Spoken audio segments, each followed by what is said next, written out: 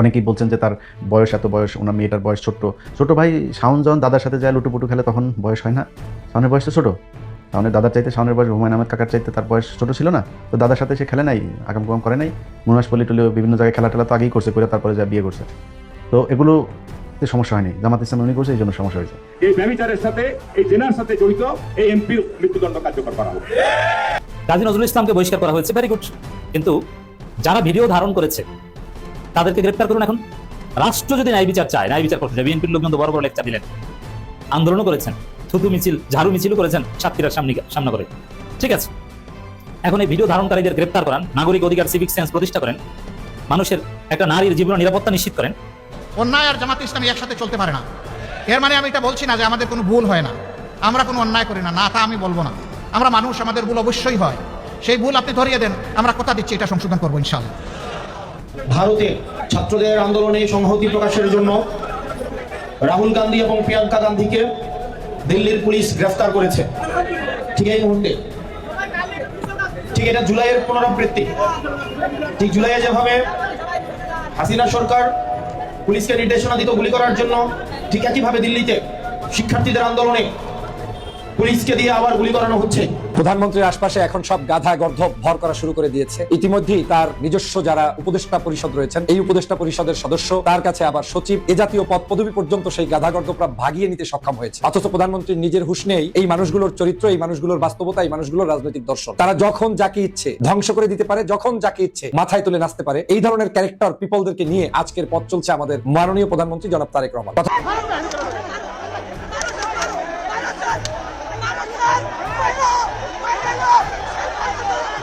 ভিডিওর শুরুতে একটা কথা বলে রাখি যে সাদা কাপড়ে যদি কাদা লাগে তাইলে ওইটা চকচক করে ওঠে। এই কথাটা বলার কারণ কি হয়তো আপনারা সেটা বুঝবেন। ইতিমধ্যে আপনারা জানেন জামাতের একজন নেতা গাজী নজরুল ইসলাম সাতক্ষীরার একজন জামাতের এমপি, তিনি সাম্প্রতিক একটা হোটেলে একটা মেয়েকে নিয়ে ধরা পড়েছে। আর এই বিষয়টি নিয়ে এখন যেন পুরো জামাত ইসলামটাই মানুষের মন থেকে উঠে যাচ্ছে বা বাতিল হয়ে যাচ্ছে জামাত ইসলামের রাজনীতি। দর্শক দেখেন, জামাত ইসলাম যারা নিজেদের দলের সাথে ইসলাম নাম লাগানো আছে, জামাত ইসলামের অধিকাংশ নেতাকর্মীরা দাড়ি রাখে, টুপি মাথায় দেয়, পাঞ্জাবি গায়ে দেয়, নামাজ পড়ে, ইসলামী হুকুমত কায়েম করার জন্য তারা চেষ্টা প্রচেষ্টা চালায়। এই জন্যই জামাত ইসলামের ভিতরে কোনো উল্টাপাল্টা মানুষ থাকতে পারবে না। দেখেন একটা জিনিস বলি আপনারে, একমাত্র ফেরেশতা ব্যতীত কেউ যদি কোনোদিন আপনাকে বলে যে আমি কোনোদিন কোনো ভুল করি নাই, তাহলে মনে করবেন ও হলো ফেরেশতা। আর যদি কেউ বলে আমি সারা জীবন শুধু ভুলই করি, সারা জীবন শুধু গুনাই করি, আমি কোনোদিন ভালো কাজ করিনি, তাহলে মনে করবেন ও হলো শয়তান। অর্থাৎ একমাত্র খারাপ কাজ করে, শুধু খারাপ কাজ করে হলো শয়তান, আর শুধু ভালো কাজ করে হলো ফেরেশতা। আর মানুষ, আমরা মানুষ ভালো এবং মন্দ দুইটা মিলে মিশে আমরা বসবাস করি। হ্যাঁ, এবার আসুন আসল আলোচনায়। জামাত ইসলামের এই এমপি সাহেব একটা নারী নিয়ে হোটেলে ধরা পড়েছে। আচ্ছা, জামাত ইসলামের সবাই দাড়ি রাখে বা সবাই পাঞ্জাবি পরে বা জামাত ইসলাম, তাই বলি কি সবাই ফেরেশতা হবে ভাই? ওর মধ্যে কি দিয়ে একটা খারাপ মানুষ থাকতে পারে না? শয়তানের ধোকায় পড়ে কি মানুষ কোনো কিছু করতে পারে না? আপনারা অনেকেই বলতে পারেন আমি মনে হয় জামাতের সাপোর্ট গাচ্ছি না, জীবনেও সাপোর্ট গাচ্ছি না। বর্তমানে জামাত ইসলামের এই ঘটনাকে কেন্দ্র করে বিএনপির নেতাকর্মীরা যেইভাবে আন্দোলন করছে, মিছিল করছে, মিটিং করছে, তাতে বোঝা যাচ্ছে যে বিএনপির ভিতরে এরকম ঘটনা জীবনেও কোনোদিন ঘটে নাই। এ বিএনপির এমপি মন্ত্রীরা জীবনেও কোনোদিন কোনো মেয়ের টাচ করে নাই, জীবনেও কোনো মেয়েদের কিনে হোটেলে যায় নাই, জীবনেও এই ধরনের কোনো অপকর্ম করে নাই। এগুলো হলো বিএনপির জন্য একদম হারাম। জামাত ইসলামের লোকেরা এইগুলো করে, বিএনপি কোনোদিন এগুলো করে নাই। বর্তমানে আন্দোলন এবং তাদের বক্তব্য শুনে এগুলো বোঝা যাচ্ছে। দেখেন, দল আপনি যেটাই করেন না কেন, আপনারা তো মানুষ, আপনার দলের লোকও মানুষ, আর মানুষ মাত্রই ভুল করে। হ্যাঁ, জামাত ইসলাম যেই গাজী নজরুল ইসলাম যেই কাজটা করেছে সেটার পানিশমেন্ট কিন্তু সে পেয়েছে, তাকে দল থেকে বহিষ্কার করেছে। এখন হয়তো এমপি পদটাও হারিয়ে যাবে। দেখেন, একটা মানুষ ভুল করলে তার আমরা সমালোচনা করব, কিন্তু আমরা এমন একটা জাতি, একটা মানুষ যদি ভুল করি ওই জাতি সহকারে আমরা সমালোচনা করি। মনে করেন যে একটা আলেম একটা ভুল করছে, গোটা আলেম জাতিকে আমরা কলঙ্কিত করার জন্য উঠে পড়ে লাগে। এই এমপি যদি অন্য কোনো এমপি হইতো, ধরেন বিএনপি অথবা আওয়ামী লীগ অথবা অন্য অন্য দলের কোনো এমপি হইতো, দেখতেন যেটা কিছুই হতো না ভাই, কিচ্ছুই হতো না, এটা নিয়ে মানুষ এত লাড়াঘাটাই করতো না। কিন্তু ওই যে জামাত ইসলামের এমপির মুখে কিছু দাঁড়িয়ে আছে, পাঞ্জাবি পরে থাকে, আবার জামাত ইসলামের একজন এমপি, আর কি সহ্য করা যায়? হ্যাঁ, আর কি সহ্য করা যায়? জামাত ইসলামের এমপিকে একটু তুলোধনা করতে হবে না? জামাত ইসলামকে মানুষের কাছে পৌঁছাতে হবে না? শুধুমাত্র এই জন্যই সব মিডিয়াগুলো দেখবেন যে উঠে পড়ে লেগেছে। কত ঘটনা ভাই বাংলাদেশে ঘটে, কত ঘটনা ঘটে, এমপি মন্ত্রীরা কত কিছুই না করে, সেগুলো ভাই মিডিয়াগুলো করতে সাহস পায় না। কিন্তু দাড়িওয়ালা টুপিওয়ালা দেখলেই দেখবেন যে একদম ল্যাংটা হয়ে লাগে, মানে তার পিছনে ল্যাংটা হয়ে তার পিছনে লেগে যায়। হ্যাঁ, আমি কিন্তু আদৌ সেই গাজী নজরুল ইসলামকে সাপোর্ট করছি না, কোনোদিনও না। সে যদি পাপ করে থাকে তার পাপের কর্ম তাকে ভোগ করতে হবে, পাপের ফল তাকে ভোগ করতে হবে। যাকে নিয়ে এসে হোটেলে গেছে, পরবর্তীতে তিনি বলেছে তিনি নাকি তার স্ত্রী, যদি সত্যি স্ত্রী হয়ে থাকে তাহলে তো তার স্ত্রীকে নিয়ে এসে হোটেলে কেন? যে কোনো জায়গায়, যে কোনো অবস্থায়, যে কোনো জায়গায় যেতেই পারে, এটা তার ব্যক্তিগত ব্যাপার। আর যদি আসলে সে স্ত্রী না হয়ে থাকে, সে যদি পরকীয়া বা অবৈধ কাজ করার জন্য নিয়ে যেতে থাকে, তাহলে তার শাস্তি হোক, এটা আমরা চাই। কিন্তু একজনের জন্য পুরো জামাত ইসলামকে আপনারা একদম অপমান অপদস্থ করবেন, মাটির সাথে মিশিয়ে দেবেন, এটা কি ঠিক? আপনার দলের লোকরা কি এগুলো করে না? আপনারা কি খুব সাধু সাবধান? দর্শক, একটা বিষয় রয়েছে, বিষয়টি নিয়ে সুন্দরভাবে ফুটিয়ে তুলেছেন সাংবাদিক ইলিয়াস হোসেন। বক্তব্যটি শুনলে আপনারা সেটা উপলব্ধি করতে পারবেন। দ্বিতীয়ত আরেকটা বিষয় আপনারা সকলে জানেন, এই যে আমাদের পাশের দেশের দাদা বাবুদের অবস্থা বর্তমানে খুবই খারাপ। হাসিনার মতোই সেই জুলাই মাসে জুলাই আন্দোলন হচ্ছে ভারতে। এখন বলতেই পারেন যে নরেন্দ্র মোদীর গদিটাও কেমন যেন নড়বড় হয়ে গেছে, মনে হয় যে ভেঙে পড়বে এমন একটা উপক্রম হয়েছে। ঠিক আছে, এই যাবতীয় বিষয়গুলো নিয়ে আজকের এই ভিডিওটি সাজানো। আশা করি পুরো ভিডিওটি আপনারা মনোযোগ সহকারে দেখবেন, তাহলে অনেক কিছু জানতে পারবেন। তো আর আমাদের চ্যানেলে যারা এখনো সাবস্ক্রাইব করেন, আশা করি সাবস্ক্রাইব করে দেবেন। ঠিক আছে, তো চলুন কথা না বাড়াই, একটা লাইক দিয়ে আমরা মূল আলোচনায় চলে যাই। সাতক্ষীরার জামাত ইসলামের এমপি সাহেবের ঘটনা আপনারা সবাই দেখেছেন। গেল 2 দিন ধরে তার এই ভিডিও নিয়ে যদি কনক্লুশনে আসি, তাহলে বিষয়টা এরকম দাঁড়াবে যে ইয়েস, এই ভিডিওটা সত্য, তিনি অপরাধ করেছেন। তার এই এখন সে বিয়ে করেছে বা বিয়ে করবে, ওই মেয়ের সাথে যেই ঘরের ভিতরে যেটা নিয়ে কয়েকজন আপনার বাকবিতণ্ডা করছে, সেই ভিডিওটা দেখেও আমার যেটা মনে হয়েছে যে মেয়েটা স্বেচ্ছায় তার সাথে গিয়েছে এবং সম্ভবত বিয়ে হয়তো হয়েছে বা বিয়ে করতেও বোধহয় ওই মেয়ের কোনো সমস্যা নাই, এরকম কিছু একটা। কিন্তু তারা যেটা করেছে সেটা গোপনে করেছে, গোপনে আরেক জায়গায় গিয়ে করতে চেয়েছে। তো এটা বিবাহ বহির্ভূত হোক বা বিবাহ করেই হোক, যেটাই হোক, জামাত ইসলামের একজন নেতা এই যেটা করেছে এটা অপরাধ। অন্তত জামাত ইসলামের কাছে এটা বাংলাদেশের মানুষ আশা করে না। আমার বেশিরভাগ ফলোয়ার, আমাকে যারা পছন্দ করে, আমি যদি বিএনপিকে ধরি, বিএনপি আমাকে এই মুহূর্তে যদিও, যেহেতু আমি তাদের একটা অবস্থান নিয়েছিলাম নির্বাচনের সময়, তারা আমাকে হয়তো এখন 80 ভাগ বা 90 ভাগ মানুষ আমাকে পছন্দ করে। বাদবাকিরা তাদের আমার প্রতি ক্ষোভ আছে, অভিমান আছে, অভিযোগ আছে। বাট তারাও ভারত বিরোধিতার কারণে আমার প্রতি তাদের ভালোবাসা আছে। বাট জামাত ইসলামকে যদি জিজ্ঞেস করি, আমি মনে করি যে শতভাগ জামাত ইসলামের নেতাকর্মী তারা আমাকে পছন্দ করে। তো তাদের প্রতি আমার সত্যি খারাপ লাগছে যে এরকম একজন বয়স্ক মানুষ আমাকে যদি জিজ্ঞেস করেন, ভাই আমি সত্যি কথা আমি মারা যাইতাম, আমার পক্ষে পৃথিবীতে বেঁচে থাকা এরপরে এটা সম্ভব হইতো না। তো তিনার মতো একজন মানুষ এটা করার পরে সেটা আমি আমার ফেসবুকে দিয়েছিও। আমি আমার আগেই যদিও এটা ভাইরাল হয়ে গিয়েছিল, আমি তারপরে আমার শুভাকাঙ্ক্ষী যারা আমার জামাত ইসলামের কেন্দ্রীয় কোনো কেউ না, বাট অনেকেই আমাকে ফোন করেছেন যারা আমাকে পছন্দ করেন যে ইলিয়াস ভাই আপনিও ভিডিওটা দিলেন কেন এটা না দিয়ে। দেখেন ভাই, আপনাদের একটা কথা বলি, জামাত ইসলাম ফেরেশতাদের দল না, এটা মানুষের দল। সাহাবীদের ভেতরেও কিন্তু আমি যদি একজনের কথা বলি, মুয়াবিয়া রাদিয়াল্লাহু তাআলা আনহুর কথা বলি, তার পক্ষে বিপক্ষে কিন্তু কথা আছে। হ্যাঁ, অনেকে মনে করেন তিনি আমাদের একজন বিশাল সম্মানিত একজন ইমামকে তিনি হত্যার সাথেও জড়িত, অনেকেই বলে থাকেন। তো আমি ওই বিতর্কে যাচ্ছি না, সেটা বলার জন্য বাংলাদেশের অনেক আলেম আছে, তারা এটা নিয়ে কথা বলেন। তো জামাত ইসলাম সাহাবীদের, মানে জামাত ইসলাম না, আমরা তো বহু পরে, আমরা সাহাবীদের পায়ের নখের সমান যোগ্য আমরা না।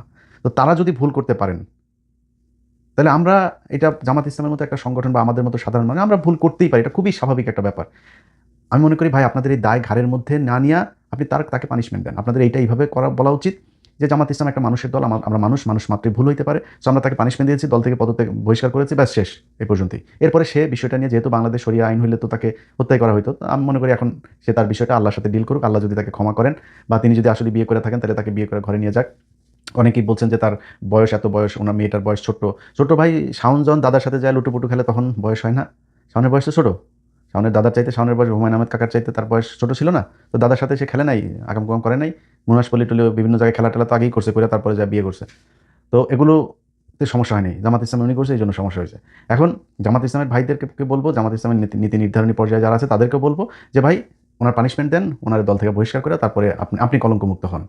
জামাত ইসলামের ভাই খালি উনি একা না, আমি সরাসরি বলি, ওনার মতো এরকম আরও 4 জন 5 জন 10 জন 20 জন থাকতে পারে, এই একই কাজ তারা হয়তো গোপনে করছে, ধরা পড়ে নাই তাই ভালো। আমাদের বাংলাদেশে একটা সমস্যা হলো যে ধরা না পড়ছে যে সে ততক্ষণ পর্যন্ত সে ফেরেস্তা, ধরা পড়লে তার মতো অপরাধ আর কেউ করে নাই, সবাই এখন উঠে পড়ে লাগছে জামাত ইসলামের ওই লোকের বিরুদ্ধে, সবাই অ্যাজ ইফ মানে বাংলাদেশের মানুষ মেয়েদের দিকে চোখ তুলে তাকায় না। অবাক হয়ে দেখতেছি ভাই, গোলাম ময়লা রনির মতো লোক যে বড় বউকে বলছে যে আমার মেশিন চলে না, ছোট বউর সাথে যায় মেশিন চালায়, আমার ইউটিউবে আছে, এখন আমার ইউটিউব চ্যানেলে যায়েন, সেখানে তার সেই ছোট বউয়ের পুরো অডিও আছে, ছোট বউরে বলছে যে ছোট বউর সাথে মেশিন চালায়, বড় বউরে বলছে আমার মেশিন কিন্তু ঠিক নাই, শুনছেন না? এই কথা তার নিজের বউ বলছে। তো সেই গোলাম মোল্লা রনির মতো একটা লোক, কালকে আমি এই কিছুক্ষণ আগে একটা পেজে আপনার তার আমার টাইম লাইনে এসছে, সেখানে দেখি যে সে জামাতের আমিরকে নিয়ে একটা পোস্ট দিয়েছেন, তো আমি সেখানে গেলাম, যাওয়ার পরে দেখি যে 8-10টা পোস্ট করেছে শুধু এই সাতক্ষীরার এমপি সাহেবের এটার বিষয় নিয়ে। বিশ্বাস করেন গোলাম ময়লা রনির বউয়ের যে অডিও আমি ছাড়লাম, ওইটা ছাড়ার পরেও আমার পক্ষে বাঁচা সম্ভব হইতো না।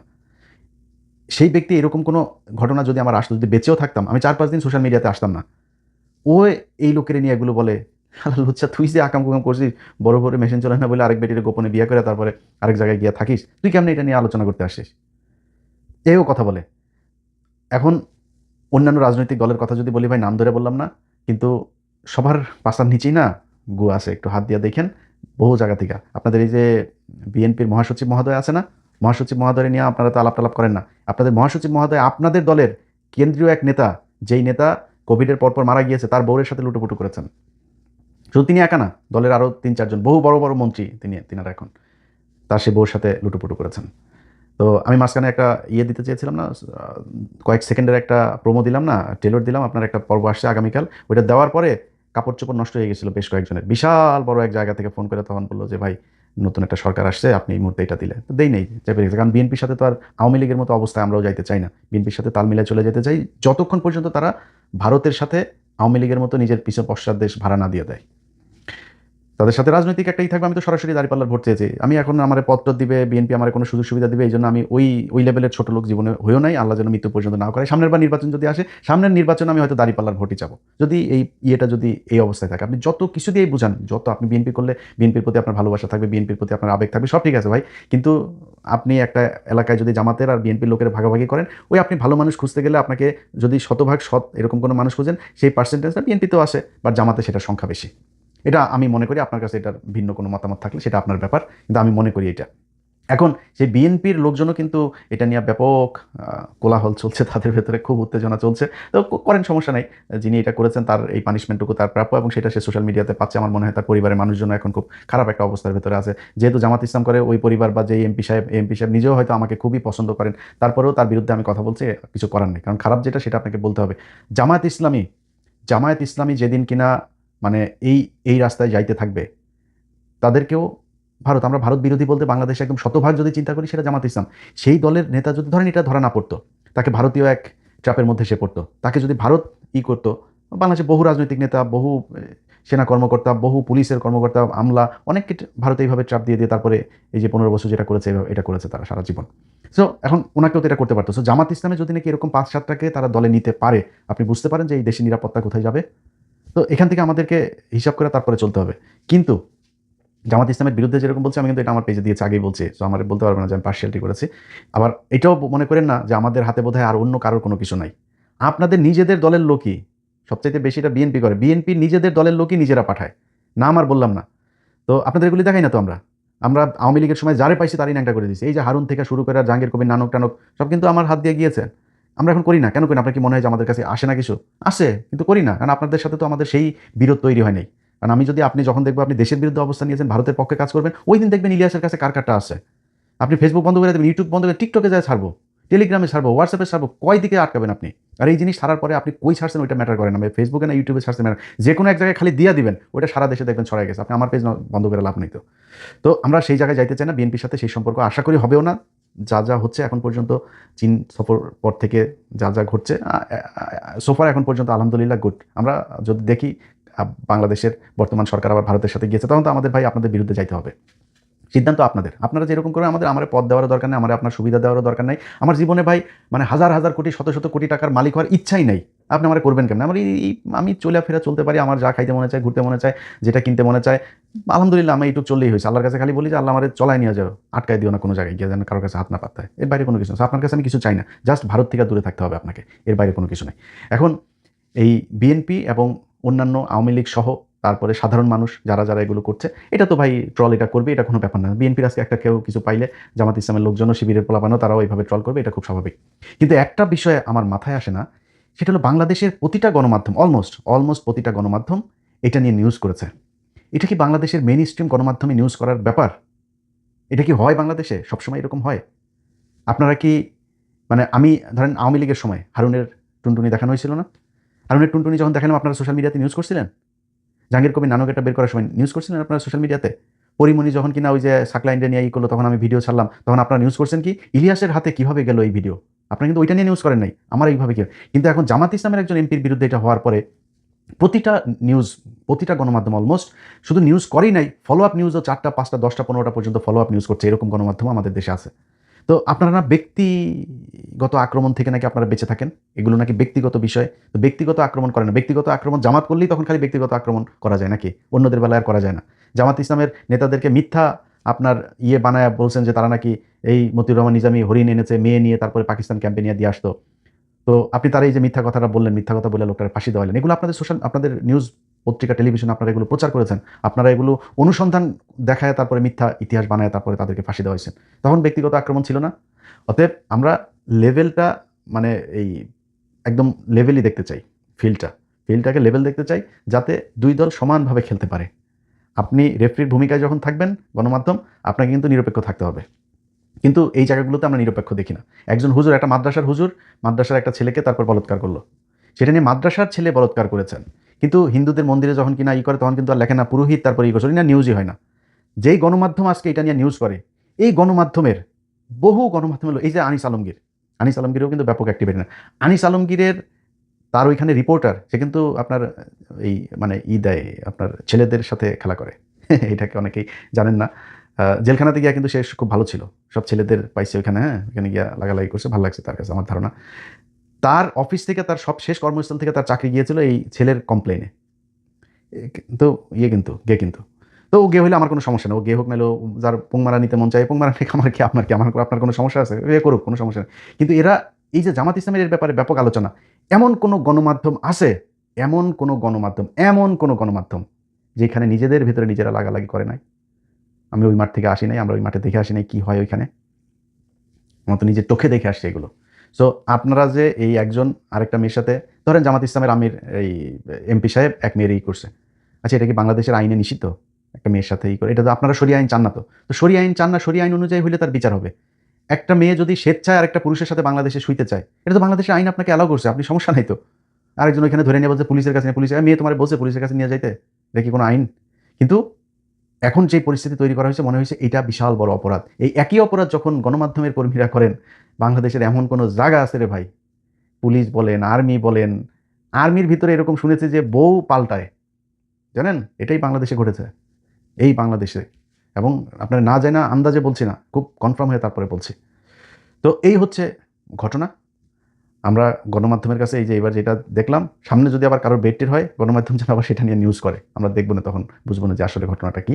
প্রধানমন্ত্রীর আশপাশে এখন সব গাধা গর্ধব ভর করা শুরু করে দিয়েছে। ইতিমধ্যেই তার নিজস্ব যারা উপদেষ্টা পরিষদ রয়েছেন, এই উপদেষ্টা পরিষদের সদস্য, তার কাছে আবার সচিব, এ জাতীয় পদ পদবি পর্যন্ত সেই গাধা গর্ধবরা ভাগিয়ে নিতে সক্ষম হয়েছে। অথচ প্রধানমন্ত্রীর নিজের হুঁশ নেই এই মানুষগুলোর চরিত্র, এই মানুষগুলোর বাস্তবতা, এই মানুষগুলোর রাজনৈতিক দর্শন। তারা যখন যাকে ইচ্ছে ধ্বংস করে দিতে পারে, যখন যাকে ইচ্ছে মাথায় তুলে নাচতে পারে। এই ধরনের ক্যারেক্টার পিপলদেরকে নিয়ে আজকের পথ চলছে আমাদের মাননীয় প্রধানমন্ত্রী জনাব তারেক রহমান। কথাগুলো শুনতে খুবই খারাপ লাগবে, কিন্তু বাস্তব সত্য কথা হচ্ছে তাই। আজকের বাংলাদেশে দেশনেত্রী বেগম খালেদা জিয়া, শহীদ রাষ্ট্রপতি জিয়াউর রহমান রহমানের রাজনৈতিক প্যাটার্ন এবং তাদের যে আশেপাশের মানুষগুলোর যে status, doctor, barrister, professor emeritus, এই মানুষগুলোর জায়গায় আজকে স্থান পেয়েছে রাশেদ, যারা সারাক্ষণ মানুষকে নিয়ে ব্যস্ত থাকে, বদনামে ব্যস্ত থাকে, যার 24 ঘন্টা নিজে ব্যক্তিগত জায়গায় রাজনৈতিক কোনো সঠিক কোনো নেতৃত্ব দেওয়ার গুণাবলী নেই, 24 ঘন্টা পা চেটে যারা দালালি করে এই জায়গায় আসতে পারে, তাদেরকে পুরস্কৃত করতে প্রধানমন্ত্রীর দপ্তরের বিশেষভাবে সচিব বানানো হয়। এর চেয়ে দুঃখজনক আর কিছুই থাকতে পারে না। গত দুদিন আগে দেখলাম মাননীয় প্রধানমন্ত্রী কয়েকটি রাজনৈতিক দলের নেতৃবৃন্দকে নিয়ে বসেছেন যারা তার খুব শুভাকাঙ্ক্ষী। তার মধ্যে দেখলাম আমতারেকের দল, সেটাও ইনভাইটেড গেস্ট এবং তার মহাসচিব সহ যে ভঙ্গিকে তারা এখানে উপস্থিত হয়েছে, মনে হচ্ছে বাংলাদেশকে রিপ্রেজেন্ট করার জন্য বিশাল একটি দলকে তারা আহ্বান করে ডেকে। তারেক রহমান সাহেব কোন দিকে যাচ্ছেন আপনি একটু হিসাব করে দেখেন। যাদের কথার কোনো ভ্যালু নেই, যারা যখন যেখানে প্রয়োজন সেখানে ব্যবহৃত হয়েছে, কখনো চরমনার বিরুদ্ধে ব্যবহৃত হয়েছে, আমি নিজে শুনেছি, গালিগালাজ করেছে এই তারেক সাহেব, রাশেদ সাহেবরাই। সেদিনের কথা হয়তো বর্তমান প্রজন্মের অনেক চরমনাই ভুলেও গিয়েছেন, জানেনও না তারা কি করেছে। আমি প্রতিবাদ করেছিলাম, তাদের ভাষা সঠিক নেই, তারা আবার জামাত শিবিরের বিরুদ্ধে লেগেছে, তারা আপনার বিরুদ্ধেও লাগবে, আপনি তাদেরকে দাওয়াত দিচ্ছেন। আমি এমনও শুনেছি এই আমতারেকের পার্টির ইতিমধ্যেই তাদের সাথে শেখ হাসিনার পর্যন্ত দুবার কথা বলা শেষ হয়ে গিয়েছে। আমি জানি না গোয়েন্দা সংস্থার কাছে কতটুকু এই রিপোর্ট আছে। বাংলাদেশের বিএনপির চেয়ারপারসনের সাথে একসাথে বসে খাবার খেতে পারে, ডিনার করতে পারে, ওই পার্টির সাথে ফেসিবাদী শেখ হাসিনার ফোনে কথা হতে পারে, এটা ভাবা যায়? আপনি ভাবছেন বাংলাদেশে জিএম কাদের সাহেব খুব বসে বসে গণতন্ত্র চর্চা করছে, রাজনীতি করছে। এখন পর্যন্ত বাংলাদেশে জিএম কাদেরের বহুবার শেখ হাসিনার সাথে প্রতিনিয়ত কথা হয়। তাহলে কি চিন্তা করছেন? আশেপাশে সব সাপ ঘোখরা নিয়ে বসে বসে এখন রাজনীতি করছেন। কথাগুলো কেউ বলবে না, বলবে না কেন? সবাই পা চাটাই ব্যস্ত। অনেক ভদ্র মানুষ হয়তো বিএনপি করেন, ব্যারিস্টার, ইঞ্জিনিয়ার, ডক্টর, প্রফেসর, রাজনীতিবিদ, জেল খেটেছেন, জুলুম খেটেছেন, অত্যাচারিত হয়েছেন, নির্যাতিত হয়েছেন। হয়তো বিএনপি ক্ষমতায় থাকার কারণে টাটু শব্দ উচ্চারণ করতে সাহস পাচ্ছে না, কারণ ক্যারিয়ার ধ্বংস হয়ে যাবে, লাভটা কি? সে কথা বলে পাবে বাকি, এমনি তো কিছু পায় নাই, আবার কথা বলতে গিয়ে বাকিটু নষ্ট হয়ে যাবে, তার দরকারটা কি? চোখের সামনেই তো তাদের উদাহরণ আছে। ওই যে এসহাক সরকার নাকি বলে 300-400 মামলা খেয়েছে, এখন করতে হয় এনসিপি, অথচ সুদিনের দল বিএনপি তাদের কথা করার কথা ছিল। আমারও তো এই বিএনপি দলটারই করার কথা ছিল। বিএনপির জন্যই তো টকশো করেছি, জীবনভর আলোচনা করেছি, কিন্তু বাংলাদেশের প্রেক্ষাপট, রাজনৈতিক প্রেক্ষাপট সবকিছু ওলট পালট করে দিয়েছে 5ই আগস্টের পরে কিছু অসাধু ব্যক্তির অসাধু রাজনীতির কারণে। এখন আপনি সত্যের পক্ষে থাকবেন না অসত্যের পক্ষে থাকবেন? আপনি মায়ের পেট, জোর জুলুম, অত্যাচার, নির্যাতন সহ্য করার পরেও আপনি যে নীতি আদর্শের উপরে থাকবেন, নাকি আপনি নীতি বিসর্জন দিবেন? আজ বাংলাদেশের বিএনপির ব্যাপারে একটা প্রচলিত কথা আছে, যদি কেউ বিএনপি করতে চাও এবং কিছু পেতে চাও, তাহলে বিএনপি ক্ষমতায় আসার 2 দিন আগ থেকে এই দলটা করা শুরু করো, কারণ তোমার জেল খাটা লাগবে না, মামলা হামলা হবে না, জুলুম অত্যাচারের শিকার হবে না, ক্ষমতায় আসবে ওই সময় তুমি আবার পাও চেটে তাড়াতাড়ি সবকিছু পেয়ে যাবে। তাই হয়েছে আজকে। রাশেদরা তারেক রহমানের নেতৃত্ব চ্যালেঞ্জ করেছে, নূরেরা তারেক রহমানের নেতৃত্ব চ্যালেঞ্জ করেছে, 300 আসনে নির্বাচন করবে বলে নূর রাশেদরা বিএনপিকে হুমকি দিয়েছে, তুচ্ছ তাচ্ছিল্য করেছে, আওয়ামী লীগের আমলে বলেছে বিএনপি, টিএনপি, জামাত এগুলো কিচ্ছু না, শুধু গণ অধিকার বাংলাদেশের শ্রেষ্ঠ সংগঠন। আমরাও অনেক সময় এই গণ অধিকারের পক্ষে কথা বলেছি, যখন তাদেরকে দেখেছি কিছু জায়গায় নির্যাতিত হয়েছে, নিপীড়িত হয়েছে, কিন্তু আজকে তাদের আচরণ দেখলে মনে হচ্ছে চেটে যতক্ষণ পারে খাবে, যেই তারেক রহমান বিপদে পড়বে সবগুলো এখান থেকে বের হয়ে যাবে, একজনও পাশে পাবেন না। লিখে রাখেন, আজকেও আমাকে কঠোর ভাষায় হয়তো আপনি পাচ্ছেন পাশে, পরামর্শ দিচ্ছি, তাই তো? একটা সময় আপনার বিপদকালীন সময় আমি আপনার থেকে বিএনপি থেকে কিছু ভোগ করা ছাড়াও আপনার বিপদে আমি পাশে থাকি, কারণ আমি দেশপ্রেমিক হিসাবে বিশ্বাস করি বিএনপির এখনো বাংলাদেশের রাজনীতিতে বেঁচে থাকা দরকার, কিন্তু রাজনৈতিক সংস্কার করে বেঁচে থাকা দরকার। পরিবারের এই জায়গা থেকে জিয়া পরিবারের যে আদর্শ, সেটাকে আমাদের দেশের রাজনীতিতে শিখিয়ে দেওয়া দরকার, কিন্তু এটাকে বেঁচে রাখার জন্য যে সংস্কার দরকার সেটা কিন্তু নেই। ট্যাগিং এর রাজনীতি দিয়ে হবে না, গুপ্তের রাজনীতি দিয়ে হবে না, শেখ হাসিনার মতো ওই রাজাকার আলবদরের ট্যাগিং দিয়ে আপনি রাজনীতি করতে পারবেন। ঐক্যের রাজনীতি করতে হবে, সহমর্মিতার রাজনীতি করতে হবে। আজকের ভয় হচ্ছে সব ধানাই ফানাই মানুষগুলো আপনাদের আশেপাশে ঘুরপাক খাচ্ছে। কি অদ্ভুত কাণ্ড! যোগ্যতা নাই, কিচ্ছু নাই, একটাই যোগ্যতা, বিরোধী মতের ব্যাপারে যা ইচ্ছে তাই বললো, আর সাথে সাথে আপনি একটা পদ পদবি দিয়ে দিলেন। বাহ, সবাই পেয়ে গেছে। এখন মানুষ লেখে ফেসবুকে, আমিও লিখেছি, বাকি আছে শাহেদ আলম আর কি বলে আমাদের প্রিয় খায়রুল দেওয়ান ভাই, আর সবাই পদ পদবি পেয়ে গেছে। সম্মানিত বিএনপির আমার মাননীয় প্রধানমন্ত্রী, আপনার কাছে আহ্বান, বাংলাদেশের রাজনীতিতে আপনার টিকে থাকাটা আমি বিশাল ইম্পর্টেন্ট মনে করি। এই রাজনীতিতে আওয়ামী লীগ হারিয়ে গিয়েছে, কিন্তু বিএনপি হারিয়ে গেলে রাজনৈতিক শূন্যতা তৈরি হবে। আপনার থাকা উচিত, থাকতে হবে, কিন্তু থাকার মতো কাজ না করলে থাকার সুযোগ আসবে না। সবার কথা শুনলে হবে না, মনে রাখতে হবে আপনার প্রথম এনিমির নাম হচ্ছে কি? সেই এনিমি শেখ হাসিনা, যে 16 বছরে আপনার মাকে চিকিৎসা দেয় নাই, আপনাকে আসতে দেয় নাই, জুলুম অত্যাচার নির্যাতনের শিকার হয়েছেন। আপনি সব ভুলে গিয়ে সেই জায়গায় যদি এখন তাদেরই সেট করা বিভিন্ন দালালদেরকে নিয়ে ডিনার করেন, লাঞ্চ করেন, সাংবাদিককে ফুলের তোড়া উপহার পাঠান, যে সাংবাদিক আজীবন আওয়ামী লীগের দালালি করেছে, এখন আপনার বিরুদ্ধেও লেখা শুরু করবে কয়েকদিন পরে। আপাতত আপনার আশেপাশের লোকগুলোর ব্যাপারে লিখছে। আপনি মনে মনে ভাবছেন শুধুমাত্র জামাতের চরিত্র হনন করলেই বাংলাদেশের রাজনীতিতে আপনারা টিকে যাবেন না। জামাতের রাজনীতি ধ্বংসের জন্য প্রথম স্টেপ, সেকেন্ড স্টেপ আপনারাই অপেক্ষা করছেন, কারণ ওদের মূল এজেন্ডা বিএনপি জামাতকে ধ্বংস করে দিতে হবে। আজীবন গালি দিয়েছে না বিএনপি জামাত, বিএনপি জামাত, মনে করেছেন কি এটা শেষ?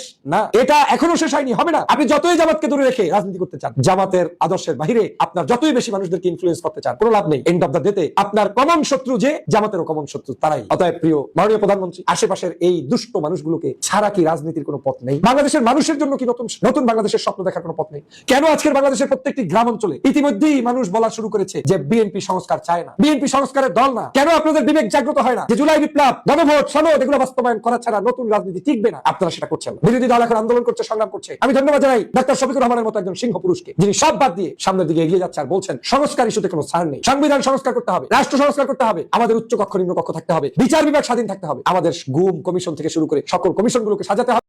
দর্শক, আশা করি পুরো ভিডিওটি আপনারা দেখেছেন। এবার অবশ্যই আপনাদের মূল্যবান মতামতটা ভিডিওর কমেন্ট বক্সে জানিয়ে দিন। পারলে ভিডিওটি শেয়ার করে সবাই দেখার সুযোগ করে দিন। আর আমাদের এই চ্যানেলে যদি আপনারা নতুন হন, প্রতিনিয়ত এই ধরনের আপডেট গরম গরম খবরগুলো পেতে আমাদের এই চ্যানেলটি সাবস্ক্রাইব করুন। যারা ইতিমধ্যে সাবস্ক্রাইব করে আমাদের একজন সদস্য হয়েছেন, সবাইকে ধন্যবাদ জানিয়ে আজকের মতো এখানে বিদায় নিচ্ছি। দেখা হচ্ছে নতুন কোনো ভিডিওতে। সে পর্যন্ত সবাই ভালো থাকবেন, সুস্থ থাকবেন। আল্লাহ হাফেজ।